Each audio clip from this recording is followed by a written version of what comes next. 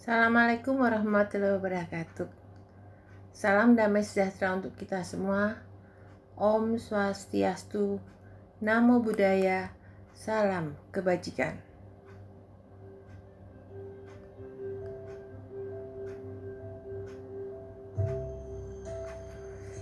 Apa kabar semuanya? Jumpa lagi dengan saya Melanie Hartono. Kali ini dengan topik bahasan perempuan dan WFH. Ini aku. Panggil aku Mel. Aku seorang perempuan. Aku seorang dosen, peneliti sebagai kaprodi di PGSD University. Kalau ditanya berapa jarak rumah ke kampus, 43,3 km. Ya, kira-kira 1 jam, 1,5 jam, 2 jam, bahkan lebih. Ada yang lebih kalau jalannya macet.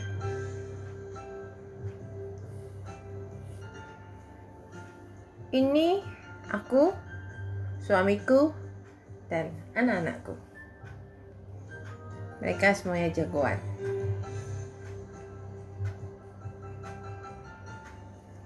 Ada hal yang penting dipahami oleh diri sendiri dan keluarga dalam WFH ini, yaitu penanaman bahwa WFH tidak sama dengan libur.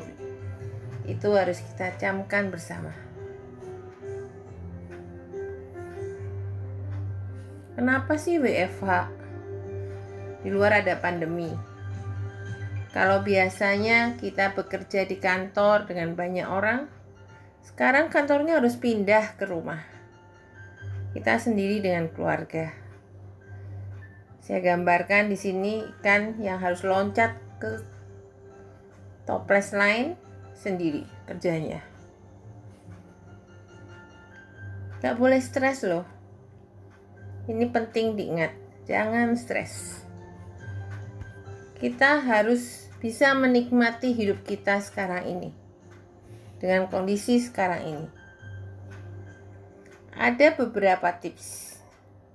Kita mulai dengan tips yang pertama. Sampaikan ke seluruh keluarga waktu dan jadwalnya. Jadi, ngomong ke suami, "Mas, aku mau rapat ya, aku lagi kerja." Ngomong ke anaknya, "Ibu lagi kerja ya, jangan diganggu. Ibu mau rapat ya, jadi gak boleh masuk ke ruang ibu." Misalnya begitu. Sampaikan. Kalau ada asisten di rumah, ngomong juga, "Mbak, aku kerja ya, nanti jam 9 tolong aku butuh teh hangat. Aku tolong dikupasin buah." Dan seterusnya dan seterusnya. Dan ini penting, disiplin waktu. Jadi meskipun di rumah kita tahu jam kerja kita jam 9 sampai jam 5, ya kita harus bekerja, mengerjakan apa yang menjadi tugas kita selama kita di kantor, tapi kantornya pindah ke rumah. Nah, yang kedua, buat space khusus untuk WFH. Kalau saya kebetulan punya kamar buku, ruang buku. Kalau yang nggak punya, buat pojok kecil di sudut rumah. Taruh meja, taruh kursi. Kasih space, kasih batasan. Ini ruang kerja saya ketika saya harus menjalankan WFH. Kemudian buat tempatnya senyaman mungkin. Perhatikan suhunya, jangan panas, jangan juga terlalu dingin. Lalu perhatikan tingkat kebisingan. Dan kalau bising saya harus apa? Pakai headset kah? Atau style musik yang lebih kenceng? Lalu pencahayaan juga penting ya. Kalau perlu lampunya ditambah, atau terlalu silau ya lampunya dikurangi atau dipindah. Sirkulasi udara harus bagus. Dan kebersihan harus diperhatikan. Siapkan air minum, snack, dan lain-lain. Dan lain-lainnya bisa macam-macam. Bisa kopi, bisa vitamin, bisa obat, tisu. Sehingga kita tidak perlu warawiri ya, kalau bahasa Jawa itu warawiri, keluar masuk ke satu tempat di sudut rumah untuk cari A, B, C, D, sehingga mengurangi efisiensi waktu jam kerja kita. Nah, ini penting sekali, pastikan koneksi internet selalu bagus. Jadi tidak ada alasan kalau internetnya down, itu paling benar-benar bikin pusing kepala. Kalau saya mau tidak mau langganan internet satu lagi, beda provider. Jadi saat yang satu error, kita bisa pakai yang lain lagi. Jadi selalu ada backupnya. Memang sih, kalau dipikir-pikir jadi boros kan? Kenapa internet harus langganan 2 provider? Tapi dalam kondisi seperti ini, kita harus bisa memandang dari sisi yang lain. Kita harus bisa berpikir secara positif. Caranya gimana? Saya mikirnya sederhana kok. Biasanya kan harus ke Jakarta. Saya dari rumah, dari Tangerang ke Jakarta kan harus ongkos, baik naik kendaraan umum maupun sendiri. Berarti kan harus keluar biaya untuk bayar busnya, atau angkotnya, atau ojolnya, atau kalau pakai kendaraan pribadi berarti harus bayar bensin, tol, dan sebagainya. Nah, budget itulah yang kita alihkan untuk berlangganan internet yang lain. Dengan begitu, pikiran jadi nggak berat, nggak stres, nggak pusing. Lanjut ya. Tips yang ketiga, ibu-ibu jangan pakai pakaian rumah ya. Pakai daster, pakai piyama saat Anda melakukan WFH ini. Kita harus berpakaian rapi seperti saat kita berangkat kerja dalam situasi normal. Artian normal di sini sebelum adanya pandemi ini. Dimana kita bisa langsung ke kantor, ke kampus, ke tempat kerja kita seperti biasanya. Kita kan nggak pernah tuh ke kantor kita pakai daster atau piyama, kan nggak pernah juga, atau bahkan lebih serem lagi kadang-kadang ada yang pakai tank top loh kalau di rumah. Nah, ini penting juga, tetap wangi dan berdandan seperti biasa. Jangan karena mentang-mentang merasa di rumah nggak perlu dandan, nggak perlu make up, padahal di rumah itu kan ada suami. Kalau kita keluar kita dandan, yang lihat siapa? Teman kerja, orang lain. Ketika pulang, bersihkan make up, pakai daster dah. Nah, ini kesempatannya loh.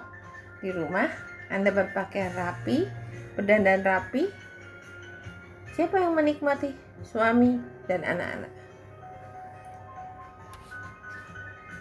Wow, gambarnya makanan. Ini adalah tips lagi.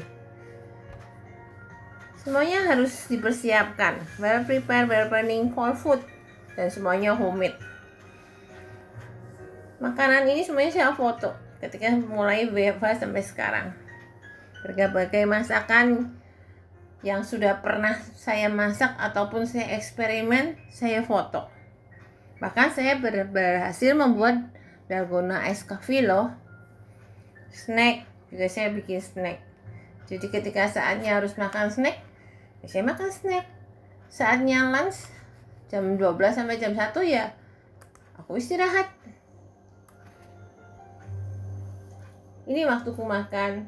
Seperti aku di kantor, waktuku harus sholat jam 12 sampai jam 1 saya break. Kemudian jadikan rumah sebagai restoran sekaligus cafe eksperimen. Tuh, makanan saya kan banyak tuh fotonya. Kalau saya bisa, kenapa Anda enggak? Nah, mulai berpikir setelah WFH, kira-kira ada peluang baru apa ya dengan hasil yang sudah saya buat ini? Kan jadinya menyenangkan. Ini penting ya, buat keteraturan setiap hari. Ibadah sesuai dengan agama dan kepercayaan masing-masing. Teratur, lebih teratur. Karena di rumah ada suami, ada anak-anak, ada keluarga yang lain. Yuk sembahyang. Itu membuat kita ibadahnya lebih teratur. Mandi, ini yang biasanya dilewatkan karena mentang-mentang kita merasa di rumah. Usah mandi nggak boleh. Anda biasa hari mandi 2 kali, ya harus 2 kali. Jangan didiskon mandinya. Kemudian masak, nggak ada waktu, nonsense kalau bilang nggak ada waktu. Kan biasanya berangkatnya buru-buru karena kejar waktu perjalanan, macet dan sebagainya. Sekarang kan waktunya kan waktu yang biasanya kita spend, kita habiskan untuk di jalan, ganti waktunya untuk masak. Kenapa? Karena itu lebih sehat. Makan yang teratur. Saya lagi diet loh. Coba baca-baca deh. Dietnya sehat enggak? Kalau nggak sehat, harus makan yang sehat supaya tubuh kita kuat menghadapi pandemi ini. Minum multivitamin dan obat juga harus teratur. Ini jangan lupa ya. Jadi kalau setiap hari harus minum obat apa, ya minum lebih teratur jamnya, waktunya. Vitamin juga begitu. Biasanya ke salon loh aku. Sekarang tuh nggak bisa ke salon. Tidak berarti kita berhenti merawat diri. Kok biasanya krimbatnya di salon, sekarang krimbatnya di rumah. Kalau nggak, jangan bilang nggak bisa. Kalau nggak bisa, lihat YouTube. Tenang, ada kok. Olahraga juga lakukan di rumah. Mau yoga, mau aerobik, mau poco-poco, semua ada tutorialnya. Tinggal niatnya. Kerjakan hobi. Nah, ini penting. Kalau suka nyanyi, ya karaoke di rumah. Suka baca buku yang e-book atau yang lainnya kan banyak. Suka main musik. Suka bikin kue, ya bikin kue. Nah, yang terakhir, tidur. Ini penting. Banyak wanita, banyak perempuan kayak saya. Saya biasanya tidurnya 3 jam sampai 4 jam aja per hari. Ternyata setelah saya baca-baca, di masa pandemi ini, orang seusia saya tidurnya harus 7 jam, minimal 7 jam. Aduh, gimana caranya? Awalnya memang susah sih. Tapi akhirnya saya membuat target. Kalau saya harus tidur 7 jam, dan hari itu saya lembur, mencari inspirasi untuk nulis atau apa, dan saya mulai tidur jam 1 dini hari, jam 5 harus bangun, berarti kan baru 4 jam. Nah, habis sholat subuh saya tidur lagi, berarti saya masih hutang. Target saya belum tercapai, masih kurang 3 jam. Jadi saya menciptakan di otak saya harus tidur lagi 3 jam untuk mengejar target 7 jam, selesaikan target tidur. Nah, kalau hari itu biasanya cuma 6 jam ya masih oke lah. Masih bisa diterima. Karena ada kajian lainnya mengatakan 6 jam cukup. Nah, ini yang perlu diingat. Hidup ini adalah kesempatan. Ini adalah judul lagu yang dinyanyikan, diciptakan oleh saudara-saudara kita yang Nasrani. Hidup ini adalah kesempatan. Syairnya bagus sekali. Silahkan dicek di YouTube-nya. Hidup ini adalah kesempatan. Hidup ini untuk melayani Tuhan. Hidup ini harus jadi berkat. Tuhan, jadikanlah hidupku untuk melayanimu. Itu luar biasa sekali. Pakailah hidupku selagi aku masih kuat. Nah, ini sangat-sangat cocok dengan keadaan kita sekarang ini. Bagaimana kita berkarya sehingga kita menjadi sebaik-baiknya orang yang bermanfaat untuk orang banyak. Melakukan kebaikan dengan cara yang sangat sederhana. Diam di rumah, gampang kan? Bekerja dari rumah. Manfaatnya banyak untuk orang banyak. Kita akan memutus penularan pandemi ini. Jangan marah-marah. Banyak ibu-ibu marah-marah. Saya sudah dengar banyak ibu-ibu stres karena harus ngajarin anaknya, harus kerja di rumah, harus melayani keluarganya, ditambah harus ngajarin anaknya. Perempuan hebat Indonesia harus bisa berdamai dengan diri sendiri dan keadaan. Kalau ngomong, loh biasanya kan yang ngajarin anakku tuh gurunya, kenapa harus aku sekarang yang harus ngajarin? Anaknya kan nggak mungkin ke sekolah toh sekarang. Anaknya kan harus belajar di rumah. Ya harus ibunya lah yang ngajarin. Bapaknya juga bisa ngajarin. Orang tuanya yang harus ngajarin. Kan anaknya juga anak kita kan, bukan anak gurunya. Nah itu penting, jangan marah-marah. Dan ini poin pentingnya, poin terpenting, jangan lupa bahagia. Kita harus selalu bahagia dalam kondisi ini. Nah, terima kasih ya sudah mendengarkan saya dan sampai jumpa lagi. Semoga kita semuanya diberi kesehatan dan umur panjang. Amin. Jika Anda ada saran atau yang ingin disampaikan, silakan email ke mhartono@binus.edu.